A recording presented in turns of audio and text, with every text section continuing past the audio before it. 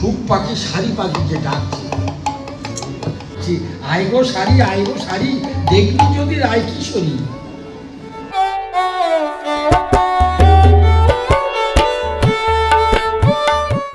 মা নারায়ণের শাশুড়ি নদী যদি দেখতে পায় তাহলে সর্বনাশে বিপদ ঘটবে।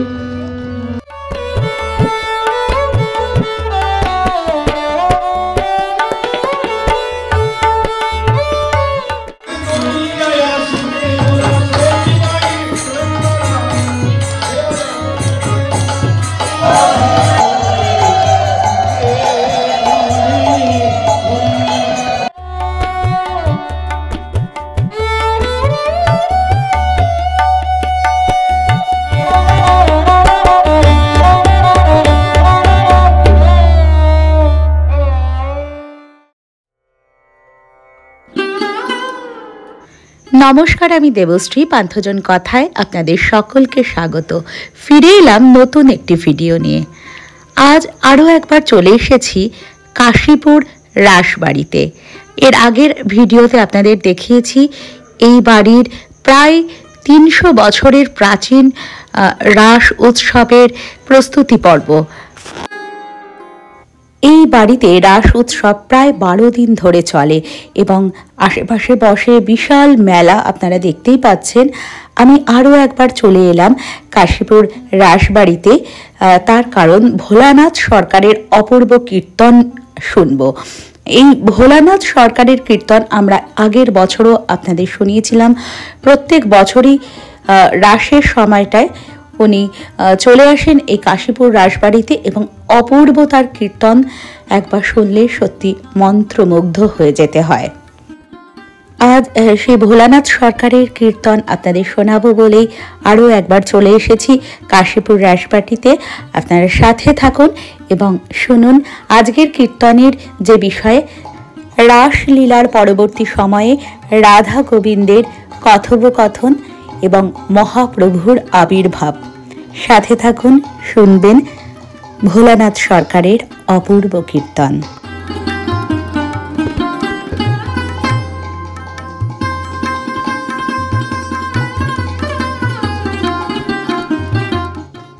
আর এখনও যারা পান্থজন কথাই ইউটিউব চ্যানেলটিকে সাবস্ক্রাইব করেননি তাদের কাছে অনুরোধ, চ্যানেলটিকে সাবস্ক্রাইব করে দেবেন।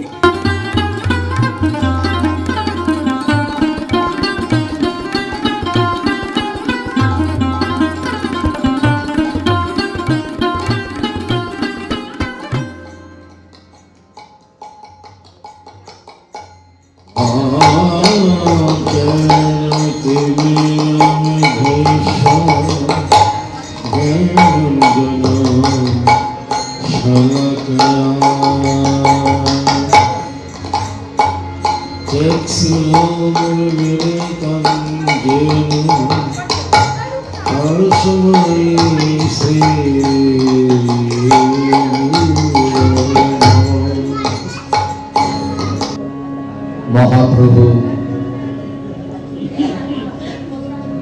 তারপরে শ্রীকৃষ্ণ অবতার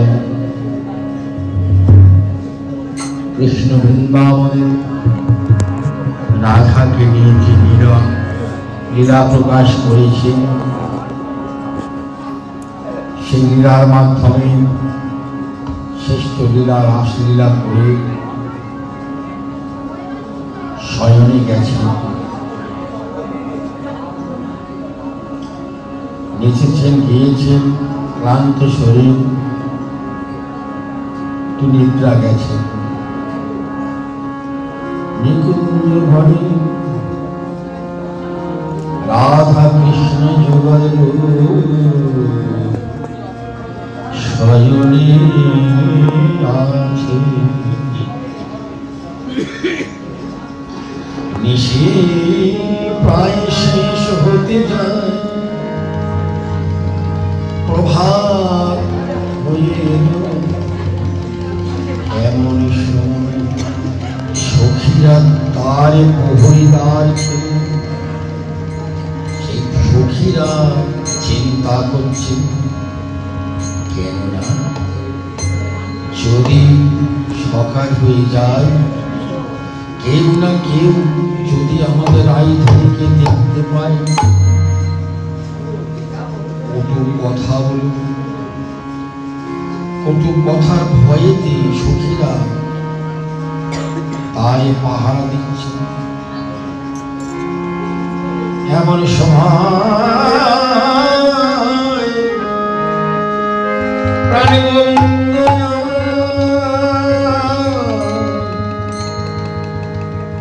নিকুঞ্জ কাননে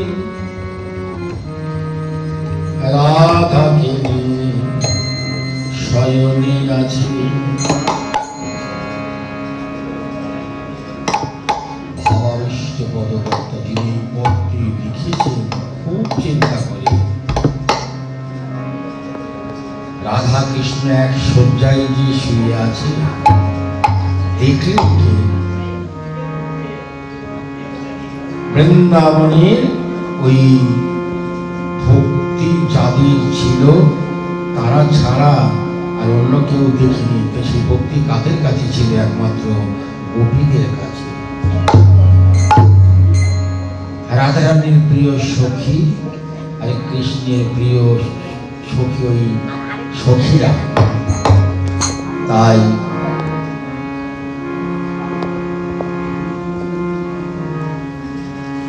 যিনি পথকে রচনা করেছেন খুব চিন্তা করে খুব ভেবে আমার গোবিন্দের কৃপা পেয়ে তবে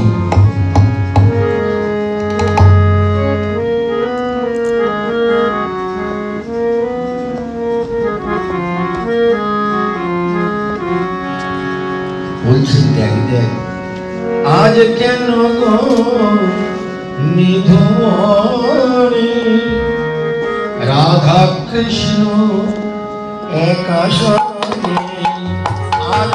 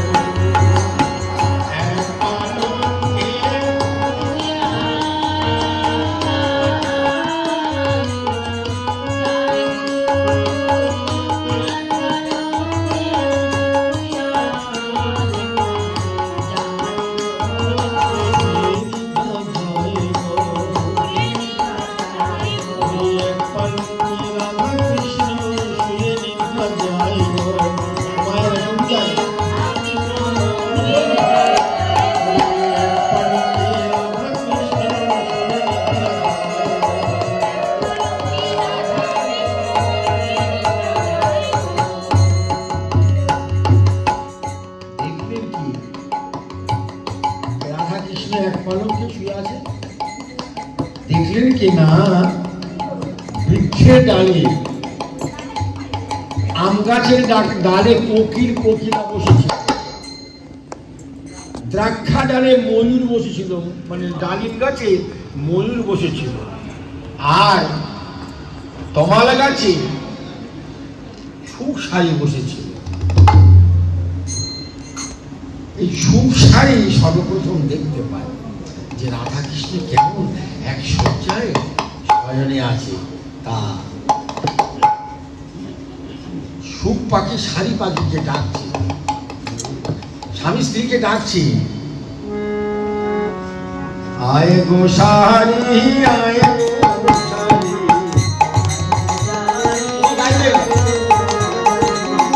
আয় গো সারি আয় গো সারি,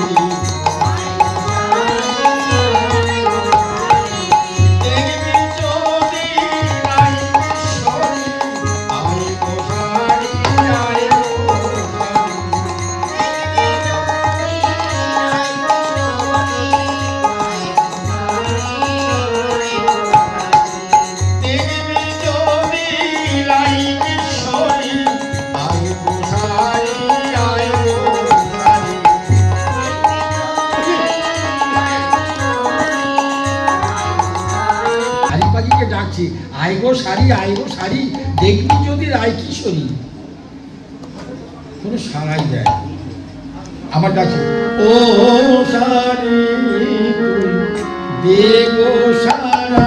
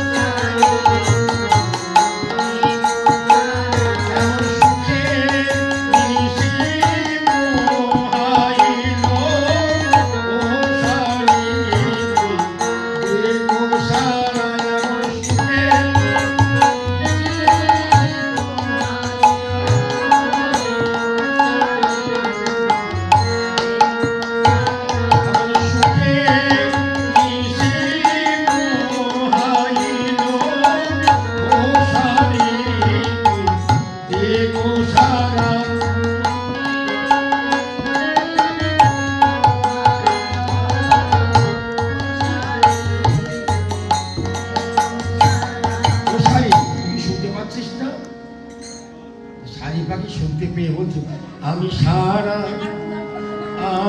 দিতে পারবো না হে, আমি সারা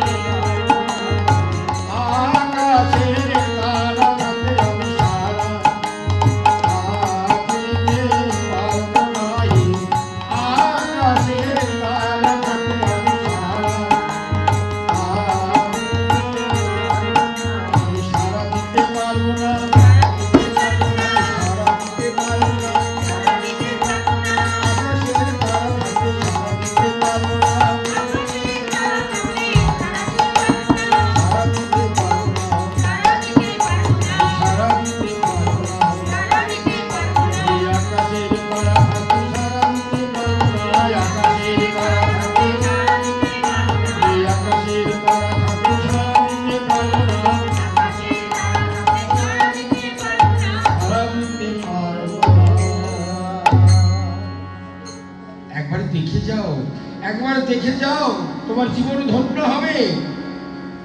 একবার দেখে যাও। ফের ডাকছে, আয় গো সাহারি, আয় গো সাহারি,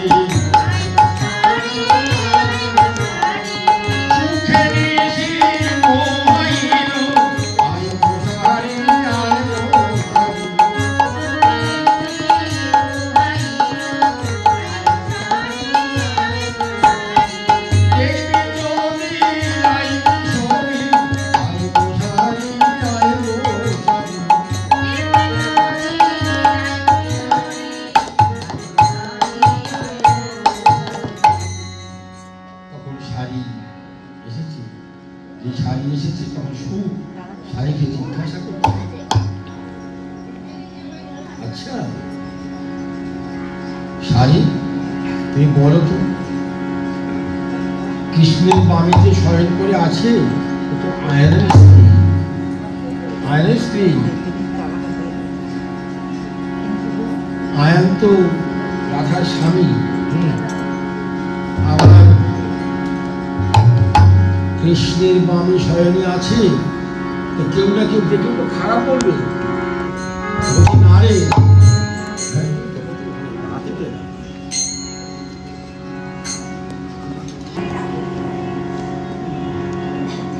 বলো শাড়ি, যেজন সতী নারী হয় তার কটা স্বামী হয়?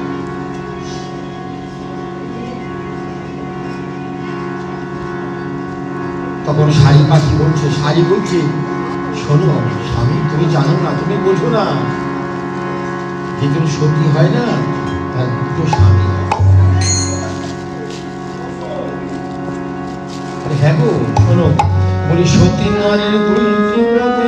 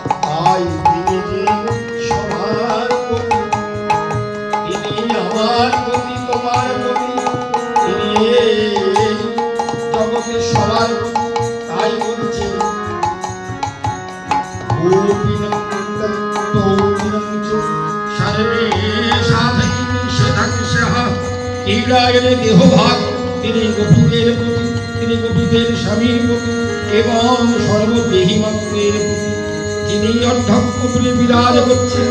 সেই বিবিধ মূর্তিরার লীলাভূমির এই ধুলার ধারণে তিনি তো অবৈধব প্রেম, তিনি যে তিলক জগতের স্বামী, তাই তিনি সতী নারীর দুর্গতি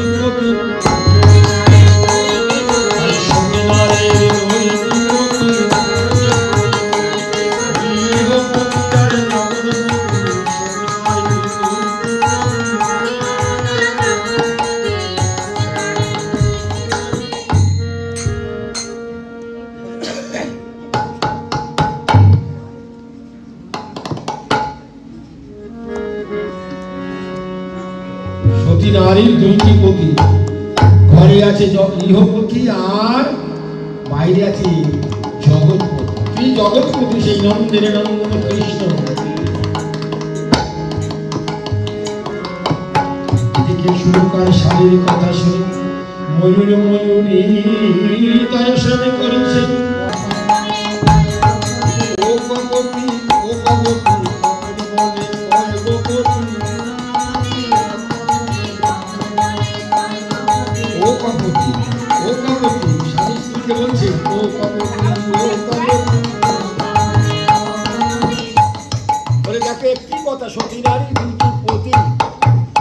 জগতে যদি চিন্তা করে সত্য আমাদের জগৎ সংসারের যে পতি তিনি হচ্ছে নন্দিনী নন্দিনী কৃষ্ণ, আর সংসারে আছে সাজানো পতি। এমন সময় ললিতাম সকাইন্দরী সবাই চিন্তা করছে, চিন্তায় পড়ে গেলেন, কারণ প্রভাত প্রায় হয়ে গেছে। সূর্য উদয় হলে কেহ না যদি এসে পড়ে তাহলে দেখতে পেলে কলঙ্কিনী কুলটান করবে। রাধারানীর শাশুড়ি ননদী যদি দেখতে পায় তাহলে সর্বনাশে বিপদ ঘটবে। এমন সময় অনাদিরাদি গোবিন্দ জামার যেন মনে হচ্ছে জগৎকে ঘুমায়ে ঘুম পাড়ায় রেখেছে। এমন সময় রাধারানী ঘুম ঘরে চমকে চমকে উঠছে। গোবিন্দের কোলের ওপর তিনি শুয়ে আছেন, কিন্তু চমকে চমকে উঠছেন, ভয়েতে চমকে উঠছেন।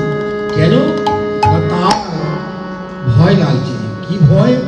না তিনি ঘুম ঘরে এক স্বপ্ন দেখলেন। ঘুম ঘরে এক স্বপ্ন দেখল। স্বপ্নে কি দেখেছে? রাধারানী ঘুমিয়ে ঘুমিয়ে স্বপ্নে দেখছে যে আমার প্রাণ কৃষ্ণ আমায় ছেড়ে চলে যাচ্ছে, কৃষ্ণ আমায় ছেড়ে চলে যাচ্ছে।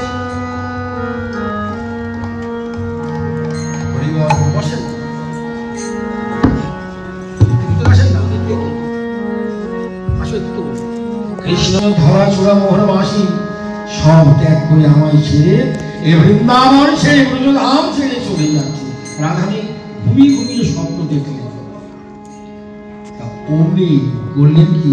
কৃষ্ণের চরণ দুটি চেপে ধরেছে, চিৎকার করছে, কি গো জাগো বধূ, তুমি জাগো বধূ, তুমি জাগো। আর ঘুমাইয়ে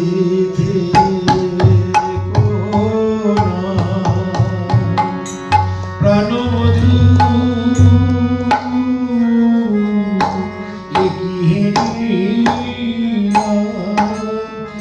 আর ঘুমায়ে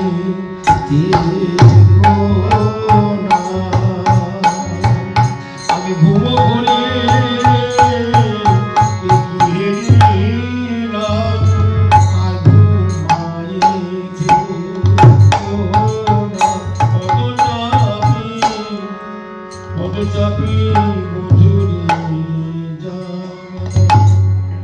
দুটি চরণে চেপে ধরেছেন এমন ভাবে আমার গোবিন্দের ঘুম ভেঙে গেছে। কিন্তু গোবিন্দ তো আমার ঘুমাই, গোবিন্দ তো আমার ঘুমাই।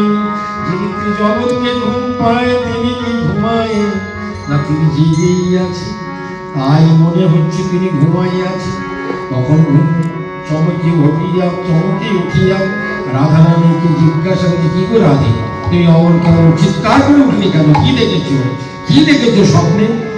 প্রভু আমি কি দেখেছি বলুন? বলে হ্যাঁ বলো। বোধ তোমারই মতন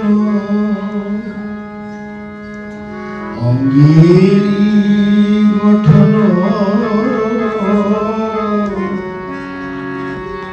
মুখে বলে হরি হরি, বধূ তোমারই মতন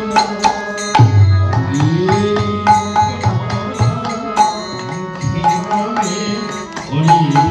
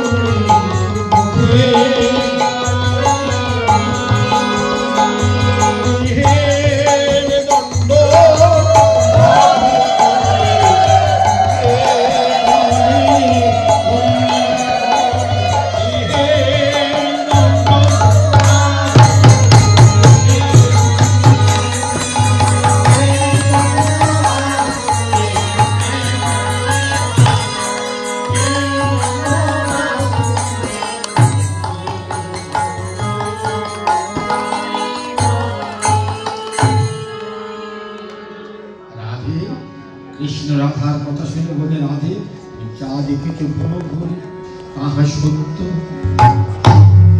পরিত্রাণায় সাধু বিনাশায় চ দুষ্কৃতম ধর্ম সংস্থাপনায় সম্ভবামি যুগে যুগে। শোনো রাধে, এই ব্রজধাম ছেড়ে আমি নদিয়ায় যাব, শচী গর্ভ মাঝে উদয় হব। রাধে তোমার ভাব রাখতে আমি বেঁধে এই নদিয়ার পথে পথে আমি দুটি পাব তুমি হরি হরি বলে নাচিব গাই। কিন্তু রাধারানী গোবিন্দের কথা শুনে বলি, হে গোবিন্দ, তুমি আমার ছেড়ে চলে যাবে, তাহলে আমার কি দশা হবে? আমার কি দশা হবে?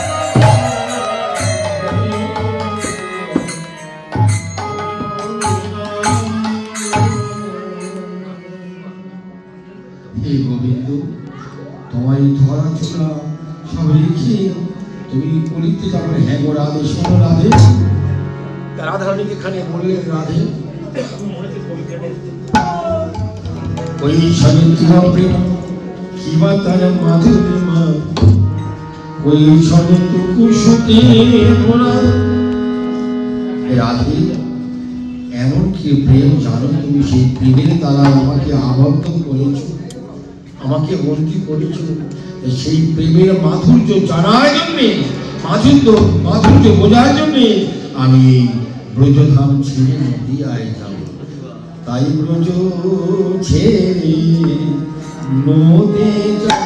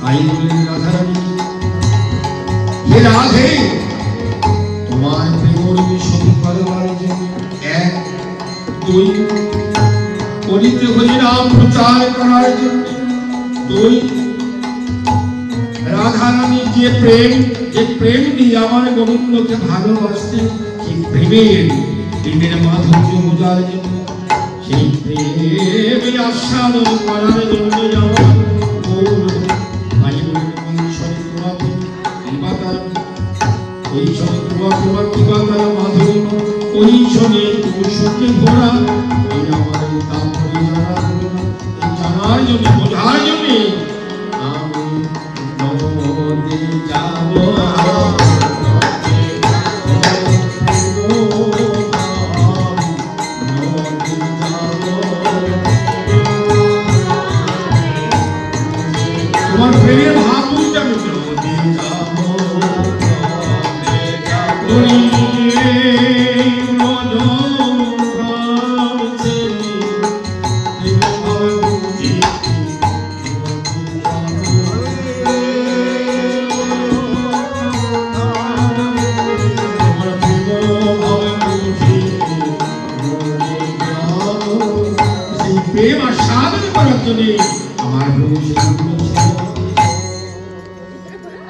এমন সময় গোবিন্দ বললেন, রাধে তুমিও যাবে, তুমি কি থাকবে, তুমিও যাবে।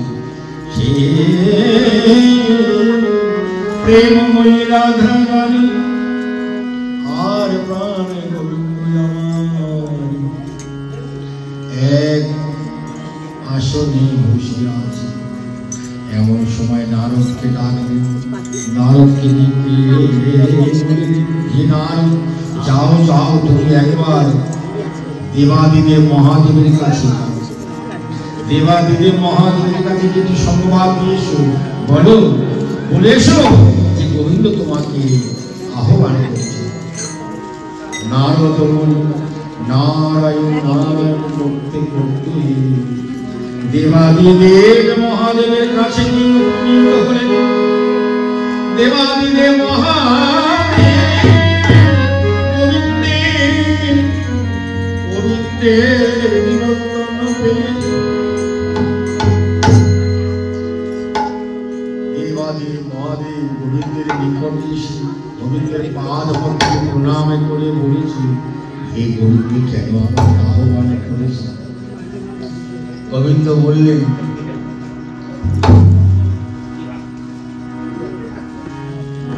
বললেন, শোনো, তোমাকে এই কৈলাস ত্যাগ করে, কৈলাস ছেড়ে তোমায় নদিয়ায় যেতে হবে, শান্তিপুরে যেতে হবে। শান্তিপুরে গিয়ে তোমাকে জন্মগ্রহণ করতে হবে। সেখানে তোমার নাম হবে, সেখানে তোমার নাম হবে অদ্বৈত আচার্য। গুহা মালি বলে তোমার নাম হবে। সেই শান্তিপুরে গিয়ে তুমি শান্তিপুরে গিয়ে তুমি জন্মগ্রহণ করো। দেবাদিদেব মহাদেব কৈলাস ত্যাগ করে, নিজের দেহ ত্যাগ করে তিনি শান্তিপুরে আবির্ভূত হলেন। সেই শান্তিপুরের মাটিতে অদ্বৈত আচার্য রূপে জন্মগ্রহণ করে আবন্ত গঙ্গাজলে দাঁড়াই নিজে প্রতিদিন আমার ঠাকুর গৌরী আনার জন্য তরফনি করে, নিজে প্রতিদিন সুরধনী গঙ্গায় দাঁড়াই করে পুষ্প আর পত্র লয়ে, এসো প্রভু এসো প্রভু বলে, এ মদন গোপাল এসো ঐন্দ্র বিহারী কৃষ্ণ, হে কৃষ্ণ হে কৃষ্ণ হে কৃষ্ণ হে। আবদ্ধ গঙ্গা জলে দাঁড়িয়ে সেই পুষ্প বিদ্ধ পত্র প্রতিদিন ভাসিয়ে দেয়। ভাসতে ভাসতে ভাসতে ভাসতে চলে যায়। এই বছর এইভাবে 30 বছর চলে যায়। অদ্বৈত আচার্য এইভাবে তপস্যা করেন, এইভাবে তর্পণ করেন, প্রভুর জন্য চিন্তা করেন, কাঁদেন, কিন্তু প্রভু সাড়া পায় না।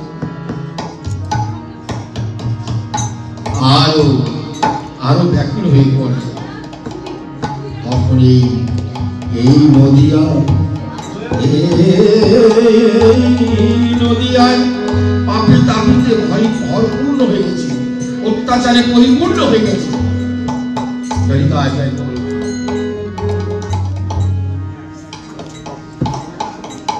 পাপি তাপি অত্যাচারে পরিপূর্ণ হয়ে গেছে এই নদিয়ায়, ওই শান্তিপুরে। সেই সময় অদ্বৈত আচার্য দেখলেন প্রভু যদি না আসে, তাহলে কেমন করে রক্ষা হবে? হরিহর জীব বড় কষ্ট পাচ্ছে, দুঃখ পাচ্ছে। তাই একদিন অদ্বৈত আচার্য হুঙ্কার দিলেন, প্রভু আর সইতে পারি না, আর রইতে পারি না বলে এক নিজের মন্য সেবার করবে বলে প্রধানিত হয়ে উঠলেন। না, এই জীবন আমি রাখবো না। প্রভু কাটিয়ে প্রভু বসে আছে, আমি আর কত সইব? আমি আর সইতে পারছি না। অদ্বৈত এইভাবে দিনের পর দিন একদিনে দেখলেন মহাপ্রভু অদ্বৈত আচার্যকে বললেন, অদ্বৈত তুই শান্তিপুরে গিয়েছিস বুড়া বনমালী রূপে, কিন্তু আমাকে আহ্বান করছিস, আমাকে তো ডাকছিস, কিন্তু কোথায় যাব? তুই আমাকে ডাকছিস, কোথায় যাব? আমার জন্য জায়গা খুঁজেছিস, আমার জন্য স্থান খুঁজেছিস, আমার জন্য বাড়ি খুঁজেছিস? আমি যাবো, কার বাড়ি যাবো? কথাগুলো বুঝতে পারছেন তো?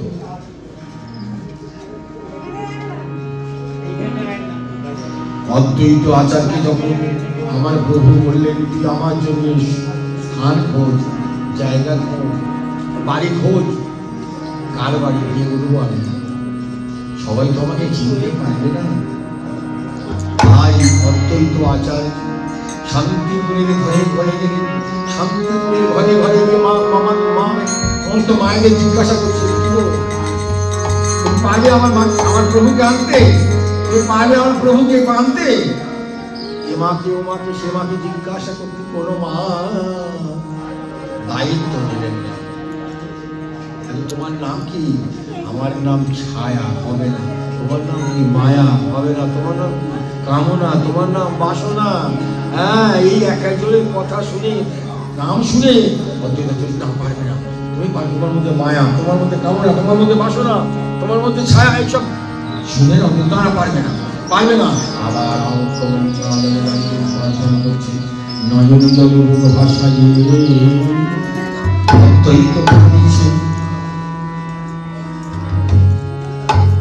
একদিন স্বপ্ন দিল, দেখ ওখানে একজন ভক্ত আছে, সে আমারই গুণগান করে, ভালো করে খোঁজ কর, ভালো করে খোঁজ, তাকে পেয়ে যাবে।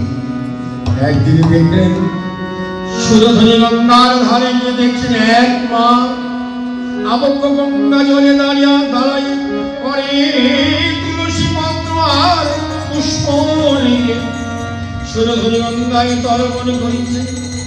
আর মদন গোপাল মদন গোপাল মদন গোপাল তার চরণে গঙ্গা দেবী প্রণাম করেছে। অদ্বৈত আচার্য থেকে দেখতে পেয়ে পথের উপর বসে রইলেন, স্নান করে সচি মাতা উঠে। ঠিক তার পরদিন অদ্বৈত আচার্য দেখলেন ওই মাই গঙ্গা স্নান করতে নেমেছে। তখন অদ্বৈত আচার্য বেলপত্র পুষ্প আর তুলসী নিয়ে অদ্বৈত আচার্য তর্পণ করে গঙ্গায় ভাসিয়ে দিলেন সেই ফুল বেলপত্র আর পুষ্প। ওই মাকে ঘিরে প্রদক্ষিণ করছে, কি মা? সচি মা, সেই জগন্নাথ মিশ্র শ্রী সচি মাতা। সচি মাতাকে ওই ফুল বেলপত্র তুলসী পত্র সচি মাতাকে সপ্তবার প্রদক্ষিণ করে সেই বেলপত্র পুষ্প তুলসী পাতা সচি মাতার গর্ভে, সচি মাতার নাভিকুণ্ডে পৌঁছালো। সচি মাতার নাভিকুণ্ডে দেখতে তাতে সচি মাতা যেন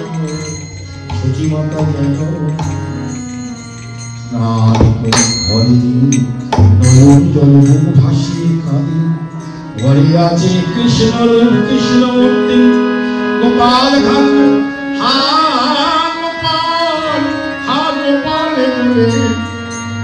আসলে পড়িলেন গোপালের চরণে। গোপাল কি হলো? সচি মাতার আজ থেকে দেহ যেন ভারী ভারী লাগবে। তার গর্ভে সচি মাতার গর্ভে অদ্বৈত আচার্যের হুঙ্কারে সচি মাতার গর্ভে মহাপ্রভু আশ্রয় নিয়েছে। অদ্বৈত আচার্য ধ্যানে জানতে পারলেন, যে আমার প্রভু ওই সচি মাতার গর্ভে এসেছে। শান্তিপুরের ঘরে ঘরে, নবদ্বীপের ঘরে ঘরে, মায়াপুরের ঘরে ঘরে গিয়ে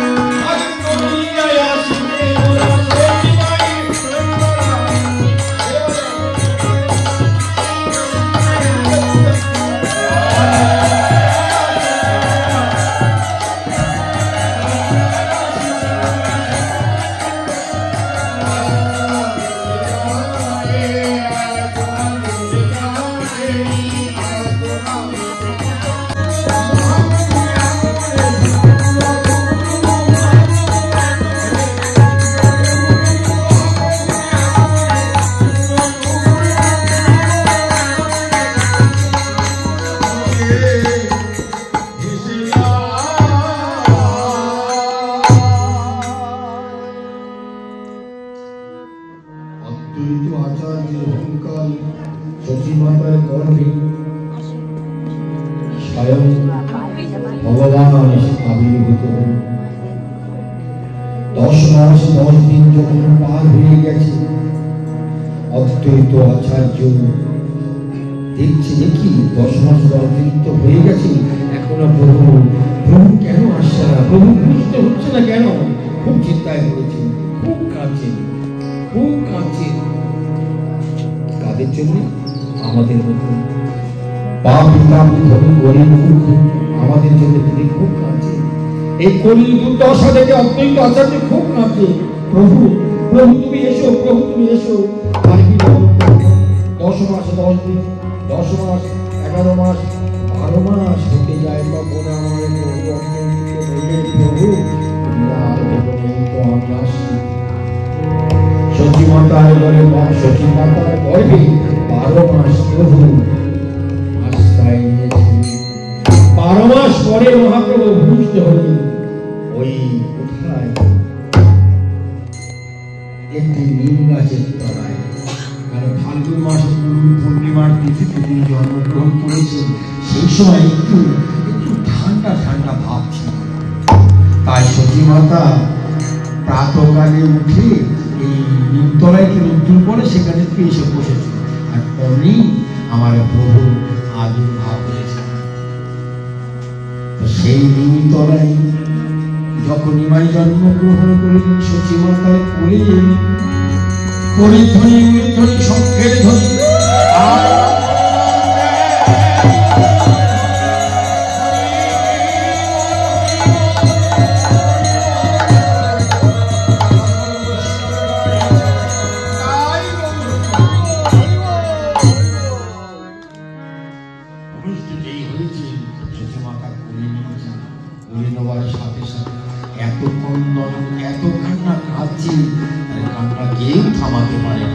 কেউ তার কান্না থামাতে পারে না। তখন সতীমাতা বলছেন, হ্যাঁ গো জগন্নাথ মিশ্র, হ্যাঁ গো এত কান্না কাঁদে, কেমন করে থামাবো আমার নিবাস তো আমার কান্না থামছে না, কি করি উপায়। দেখো এই নিকটে না গরমকার আছে, একটু গরমকার নিয়ে এসো। একজন গুনে গেছে, বলবে আমার নিমায়ের কি কান্না থামছে না কেন, কোনো মতে কান্না থামানো যাচ্ছে না। একজন গরমকার এসে বলছি, আমি কিছু করতে পারো না, সে ফিরে গেল। তারপরে মনে মনে ভাবলেন সতীমাতা যে আমার বাবাও তো বিদগ্ধ পণ্ডিত নীলাম্বর চক্রবর্তী নাম। শোনো তোমরা কেউ যাও আমার বাবাকে নিয়ে এসো। সতীমাতার বাবা নীলাম্বর চক্রবর্তী তাকে নিয়ে এলেন। সেই নীলাম্বর চক্রবর্তী এসে ওই নিম গাছের গোড়ায় বসে উনি গণনা করতে শুরু করলেন। গণনা করে দেখলেন নিমায়ের কান্না কেউ থামাতে পারলেন, কেউ থামাতে পারবে না। কি করলে থামবে? সতীমাতাকে বললেন, সচি তুমি ছেলে নামের কাঙাল,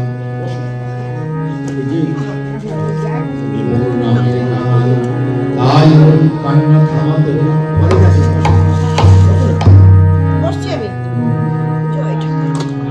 দিদি বলে যাও, ফাঁকা গিয়ে বসো। কি মায়াপুরে, কি শান্তিপুরে কোন হরিনামের দল পাশ। সতীমাতার বাবা নীলাম্বর চক্রবর্তী বলছে, দেখ সচি, এই নদিয়ায়, এই মায়াপুরে, এই নবদ্বীপে, শান্তিপুরে কোন হরিনামের দল পাওয়া যায় কি? দেখ ফুল কলতাল নিয়ে তারা একটু হরিনাম শোনায়, যদি তোর নিমাই থামবে।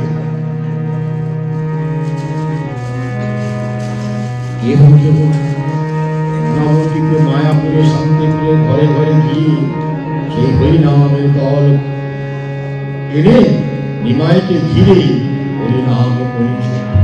হরিনাম শোনাইতে নিমাই, হরিনাম শোনাইতে নিমাই, নয়ন মেলে দেখি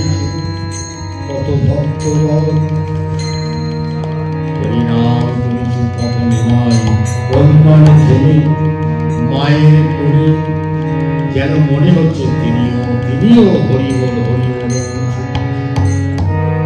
যে যেন ভক্তগণ, যে যেন মহাজনগণ, যে যেন জ্ঞানীগণ, যে যেন সাধুগণ, যে যেন গুণীজন, তারা নয়নে ভরে নিমাইয়ের দর্শন করেছে। আর কেহ কেহ দেয় নয়ন ধ্বনি, কেহ কেহ দেয় হরি ধ্বনি, কেহ কেহ দেয় শঙ্খের ধ্বনি।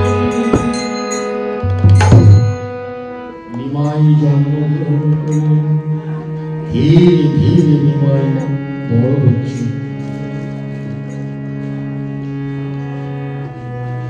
নবদ্বীপে কি সব যত সব লীলা করেছেন, পাপী তাপী ধনী গরিব মূর্খ চণ্ডাল অধম সবাইকে উদ্ধার করেছেন। ওই মহাপাপী জগাই মাতার কাজী এবং চাপাল গোপাল সবাইকে উদ্ধার করে একদিন নিজে মনে মনে ভাবছেন, ঘরে বসে বসে ভাবছেন আর কাঁদছেন, চোখে জল পড়ছে। চোখের জল পেতে তার দাদা নিতাই নিত্যানন্দ দেখলেন ভাই নিমাই কাঁদছে ঘরে বসে বসে। গিয়ে বলছে, আরে ও নিমাই কি হয়েছে, তুই কাঁদছিস কেন, কি হয়েছে, তুই চোখে জল কেন? নিমাই নিতাই দুটো হাত ধরেছে, নিতাই দুটো হাত ধরে বলছে, দাদা আমি কেন কাঁদছি বলবো? বলি তাহলে শোনো। আমি কৃষ্ণ ভজনে